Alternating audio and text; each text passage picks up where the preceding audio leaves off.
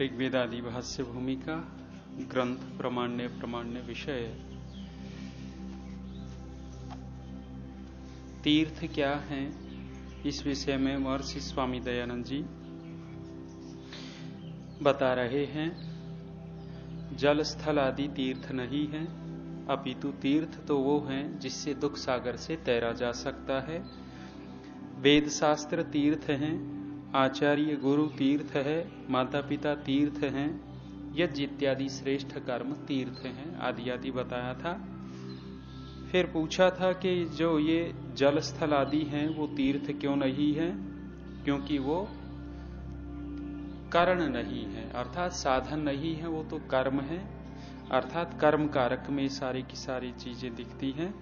नौका इत्यादि तीर्थ हो सकता है, पैर तीर्थ हो सकते हैं, हाथ तीर्थ हो सकते हैं, जल तीर्थ नहीं हो सकता, क्योंकि जल में घुस करके हाथ मारते हैं तो पार हो जाते हैं। तो तैराने वाले कौन हुए? हाथ हुए, हाथों को तीर्थ कह सकते हैं। नौका में बैठ करके पार हो जाते हैं तो नौका तीर्थ हो सकती है, न कि ये जल तीर्थ होगा। ऐसे ही किसी स्थान से दूसरे स्थान जाना है तो ये पैर तीर्थ होंगे, न कि वो स्थान विशेष तीर्थ होगा। ऋषि दयानंद जी की दृष्टि। आगे और प्रश्न पूछा है, ननु इमम में गंगे यमुने सरस्वती इति। ऐसा मंत्र आता है, ये ऋग्वेद के 10वें मंडल का 75वें सूक्त का 5वां मंत्र है। इमम में गंगे यमुने सरस्वती। तो कह रहे हैं कि गंगा आदि नदी नाम वेदेषु प्रतिपादनम कृतम अस्ति। ये गंगा आदि नदियों का प्रतिपादन तो वेद में है ही, फिर भी क्यों नहीं मान रहे आप? त्वया कथम न मन्यते, उनको तुम क्यों नहीं मान रहे? गंगा यमुना सरस्वती ये नदियां हमें इस पृथ्वी के ऊपर दिखती है और वेद ने भी इसको कहा है, तो वो आपको मानना चाहिए। ऋषि दयानंद जी कहते हैं इनकी उस बात पर, अत्र उच्यते मन्यते तु मया तासाम नदी संज्ञाइति। ऋषि कह रहे हैं कि मैं मानता तो हूं उनको, वो नदी संज्ञा है उनकी, नदी रूप में है, उनको नदी संज्ञा रूप में मैं मानता हूं, इसमें तो कोई आपत्ति नहीं। ता गंगादय नदी ही संति, वे गंगादि नदियां हैं।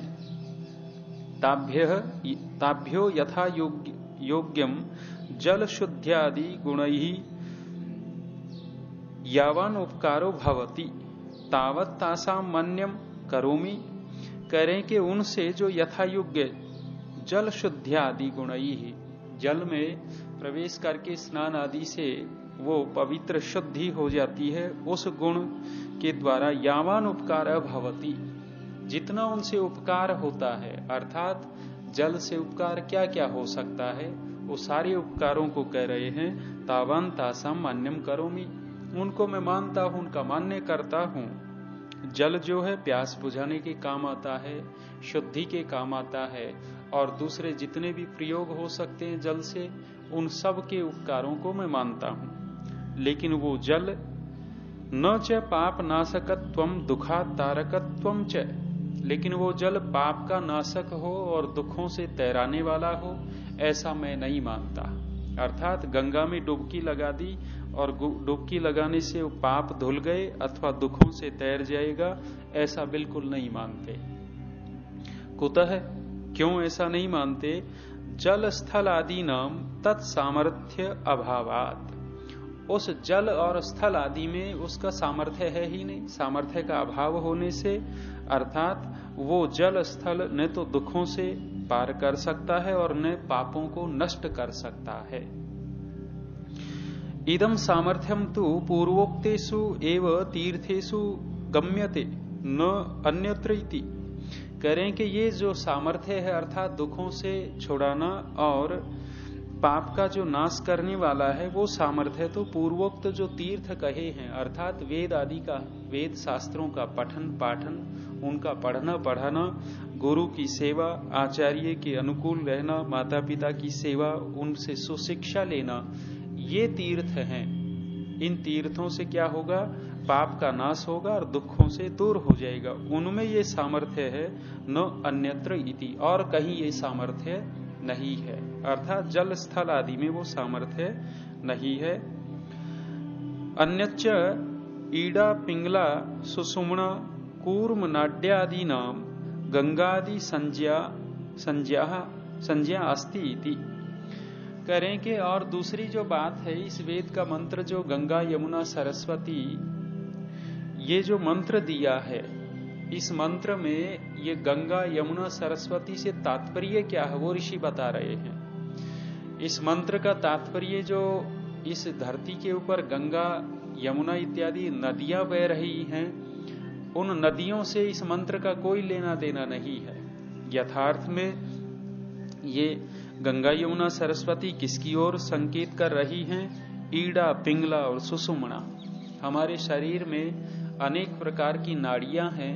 उन नाड़ियों में नाड़ी विशेष ईड़ा नाम की नाड़ी है, पिंगला नाम की नाड़ी है और सुषुम्ना इत्यादि नाम की जो नाड़ियां हैं, उन नाड़ियों के नाम गंगा यमुना सरस्वती है, न कि नदियों के नाम गंगा यमुना सरस्वती हैं। ऐसा ऋषि कह रहे हैं। गंगा आदि संज्ञा अस्ति, उनकी गंगा आदि संज्ञा है, गंगा आदि नाम है। तासाम योग समाधौ परमेश्वरस्य ग्रहणात्, उनसे योग समाधि में परमेश्वर का ग्रहण होता है। अर्थात ये जो नाड़ी विशेष है, इस नाड़ी विशेष में मन की धारणा करके ध्यान करने से क्या होगा? उससे परमेश्वर का ग्रहण होगा। इसलिए इनका नाम ईड़ा पिंगला इत्यादि वो गंगा यमुना सरस्वती है, वो उनका तात्पर्य वहां है। तस्य ध्यानम दुख नाशकम मुक्ति प्रदम च भवति एव, उसका ध्यान, किसका ध्यान? उस परमेश्वर का ध्यान। और उस परमेश्वर का ध्यान कहाँ? ईड़ा पिंगला इत्यादि नाड़ियों के अंदर मन को वो धारणा करके ध्यान लगाते हैं। उस परमेश्वर का ध्यान दुख नाशक है और क्या है? मुक्तिप्रद है। भवति एव, होता ही है। तासाम ईडादि नाम धारणा सिद्ध्यर्थम चित्तस्य स्थिरीकरणार्थम स्वीकरणम अस्ति इति तत्र ग्रहणात्। वहां क्या ग्रहण होने से? उन ईड़ादि जो नाम दिए हैं उनमें धारणा सिद्ध्यर्थम, धारणा की सिद्धि के लिए, किसकी धारणा की सिद्धि के लिए? चित्त की धारणा की सिद्धि के लिए, चित्त स्थिरीकरणार्थम, चित्त के स्थिर करने के लिए स्वीकरणम, वो स्वीकार की गई है, ऐसा मानना चाहिए। अर्थात हम अलग अलग स्थानों पर मन को टिका करके धारणा की स्थिति करते हैं। एक स्थिति ऋषि दयानंद जी वेद भाष्य के अनेक जगह भावार्थों में भी, यजुर्वेद का 12वां अध्याय, 19वां अध्याय, शायद 18वां अध्याय भी उनके भावार्थ आप पढ़ेंगे तो इन ईड़ा पिंगला इत्यादि नाड़ियों के नाम बहुत लेते हैं। और वहां ऋषि दयानंद जी कह रहे हैं कि इनमें ध्यान करने से बार बार वहां आता है। और शायद उपासना और मुक्ति विषय में भी पीछे इनकी चर्चा की होगी। तो ये ईड़ा पिंगला इत्यादि नाड़ियों का नाम है, न कि नदियों का नाम है। और लोगों ने वेद के मंत्र को देख करके सीधा कह दिया। महिधर और सायण ने भी इसी पर भाष्य किया है।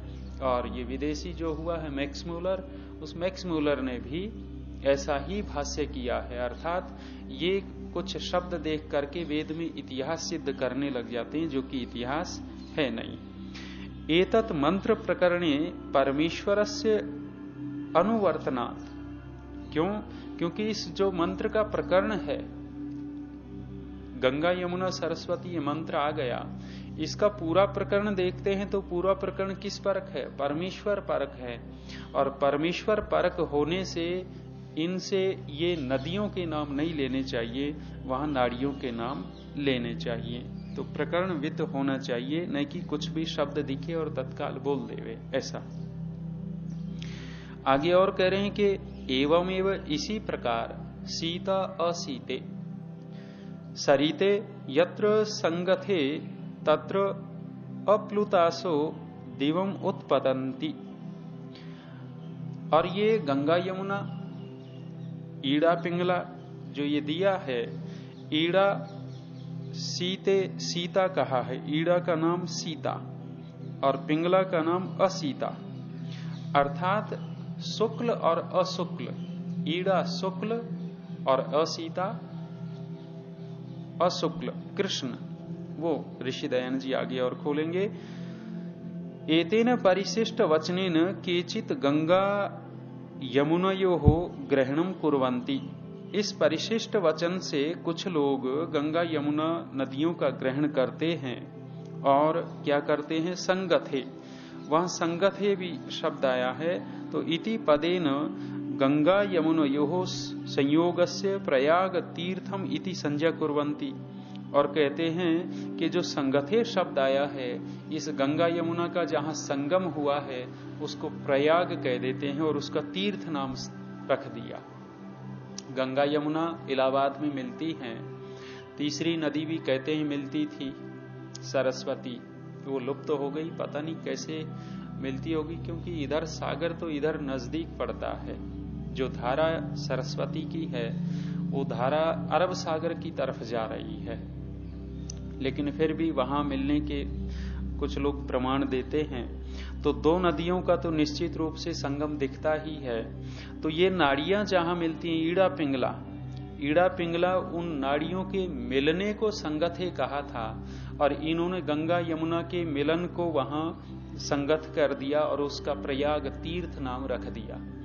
प्रयाग अर्थात जहां जहां नदियों का संगम होता है उसका नाम प्रयाग रख रखा है। ये रुद्र प्रयाग, देव प्रयाग इत्यादि जो उत्तराखंड में है, वहां भी नदियों का संगम ही है। तो उनकी संज्ञा कर दी। तत् न संगच्छते, वो ठीक नहीं है। कुतः, क्यों ठीक नहीं है? नैव तत्र अपलुत्य स्नानम कृत्वा दिवम द्योतनात्मकम परमेश्वरम सूर्यलोकम वा उत्पतंती गच्छन्ति। करें कि वहां स्नान करके जो दिवम है अर्थात द्योतनात्मक है, अर्थात जो परमेश्वर है, सूर्य लोकम व उत्पतंती, अथवा सूर्य लोक को वो प्राप्त नहीं होते हैं, गच्छन्ति, उनको नहीं प्राप्त होते, अर्थात परमेश्वर है वो द्युलोक द्योतनात्मक प्रकाश करने वाला सूर्य है अथवा परमेश्वर है, उसको वो प्राप्त नहीं होते हैं। कहाँ? उस प्रयाग में स्नान करने के बाद, करने से। किंतु पुनः स्वकीयम गृहम आगच्छन्ति, अतः वे तो वहां स्नान करके अपने अपने घरों को लौट आते हैं। अत्रापि सित शब्देन ईडायाः असित शब्देन पिंगलायाश्च ग्रहणम। तो यहां जो सित शब्द है वो इस शब्द से ईडा का ग्रहण होता है, और असित शब्द से पिंगला नाड़ी का ग्रहण होता है, ग्रहण करना चाहिए। यत्र तु खलु एतयोः नाड्योः सुषुम्नायां समागमो मेलनम भवति। और जहां इन दोनों नाड़ियों का मेल होता है, तत्र कृत स्नानाः परम योगिनः दिवम परमेश्वरम प्रकाशमयम मोक्षाख्यम सत्य विज्ञानम च उत्पतन्ति सम्यक गच्छन्ति प्राप्नुवन्ति। और कहते हैं कि वहां जो प्रयाग में, इलाहाबाद में स्नान करने से तो वो काम नहीं होते जो होने चाहिए। वहां तो क्या होता है, नहाए और फिर घर को लौट करके आ गए, और पानी की गंदगी का तो वो नुकसान उठाना ही पड़ता है उनको। जैसे कल भी मैं कह रहा था, इतना गंदा पानी होता है चर्म रोग हो जाए। लोग सोचते हैं दुख दूर होंगे, पाप कटेंगे, लेकिन इतनी गंदगी उस यमुना में, दिल्ली में जाकर के देख लीजिए, मथुरा वृंदावन में जाके देखिए, आगरा में जाके देखिए, यदि उस यमुना के जल में स्नान कर लेवे तो चमड़ी में खुजली हो जाए तत्काल, और कितने रोग हो जाए, चर्म रोग। तो वहां दुख दूर नहीं होते, वो तो ऊपर से दुख मिलते हैं और घर को लौट करके आना होता है। लेकिन ये जो गंगा यमुना का संगम है, अर्थात ईड़ा पिंगला का जो संगम है, उस संगम में जो योगी लोग ध्यान लगाते हैं, वही कहा कृत स्नानाः, वहां स्नान करते हैं, डुबकी लगाते हैं, परम योगी नः, कौन? बहुत बड़े योगी, परम योगी। क्या होता है उसे? दिवम परमेश्वरम प्रकाशमयम मोक्षाख्यम, जो देव है, परमेश्वर है, जो प्रकाशमय ईश्वर है, और मोक्षाख्य, मोक्ष नाम वाला जो सत्य विज्ञान है, उसको उत्पतंती अर्थात सम्यक गच्छन्ति अर्थात प्राप्नुवन्ति, उसको वो प्राप्त कर लेते हैं। कौन प्राप्त कर लेते हैं? परम योगी, जो योगी लोग हैं और जो इन के संगम में ध्यान लगाते हैं, वे लोग ईश्वर को प्राप्त करते हैं। अतः अनयोः एव अत्र ग्रहणम, इसलिए यहाँ इन्हीं का ग्रहण करना चाहिए। किनका? ईड़ा पिंगला नाड़ियों का ग्रहण करना चाहिए। न च तयोः, उनका ग्रहण नहीं करना चाहिए। किनका? गंगा यमुना इत्यादि नदियों का ग्रहण नहीं करना चाहिए। अत्र प्रमाणम, या प्रमाण दे रहे हैं। शीतम इति वर्णानाम वर्णनाम तत्प्रतिषेध अशीतम। करें कि शीत क्या है और अशीत क्या है, वो शुक्ल और अशुक्ल की ही बात करेंगे। शीतम शुक्ल वर्णम अशीतम तस्य निषेध। शुक्ल शीत कहते हैं शुक्ल वर्ण को, शुक्ल वर्ण अर्थात प्रकाश को, और अशीत माने उसका निषेध, अप्रकाश अंधकार, शुक्ल कृष्ण ऐसा कह सकते हैं। तयोः प्रकाश अंधकारयोः सूर्यादि पृथिव्यादि पदार्थयोः यत्र ईश्वर सामर्थ्ये समागमः अस्ति। कह रहे हैं कि वहां प्रकाश और अंधकार का, सूर्यादि पृथ्वी आदि पदार्थों का वहां संगम होता है। ईश्वर सामर्थ्य, ईश्वर के सामर्थ्य में समागमः अस्ति, ईश्वर के सामर्थ्य में वो समागम होता है। तत्र कृत स्नानः तद विज्ञानवन्तः दिवम पूर्वोक्तम गच्छन्ति एव। वहां स्नान किए हुए विज्ञानवन्तः, विज्ञानवान जो लोग हैं, वे दिवम पूर्वोक्तम, जो पूर्वोक्त दिवम है अर्थात परमेश्वर है, मोक्ष है, उसको वे प्राप्त करते हैं। ये ऋषि दयानंद जी ने तीर्थों के विषय में बताया कि यथार्थ में तीर्थ क्या हैं और लोक में तीर्थ क्या सिद्ध कर रखे हैं। हमें ऋषि दयानंद जी के अनुसार बताए गए तीर्थों के अनुसार यदि चाल चलन हमारा हो जाता है, पूरे विश्व का हो जाता है, निश्चित रूप से कल्याण होना है।